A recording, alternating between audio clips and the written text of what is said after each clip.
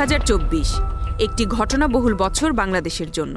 রাজনৈতিক পট পরিবর্তনের ফলে অভ্যন্তরীণ বিভিন্ন জটিলতার পাশাপাশি ভারতীয় মিডিয়ার অপপ্রচারের সম্মুখীন হতে হচ্ছে বাংলাদেশকে। তথ্য যাচাইকারী প্রতিষ্ঠান রিউমার স্ক্যানার ভারতীয়দের প্রকাশিত প্রতিবেদনগুলো বিশ্লেষণ করে দেখেছে। এ সময়ে ভারতের বিভিন্ন গণমাধ্যম ও সামাজিক যোগাযোগের বিভিন্ন মাধ্যম থেকে বাংলাদেশ নিয়ে অন্তত 148টি ভুয়া তথ্য প্রচার করা হয়। এর মধ্যে ভারতীয় 72টি গণমাধ্যম 32টি বিষয়ে মোট 137টি প্রতিবেদন প্রকাশ করে। যেসব প্রতিবেদনে বাংলাদেশকে নিয়ে ভুল তথ্য প্রচারের প্রমাণ পেয়েছে রিউমার স্ক্যানার।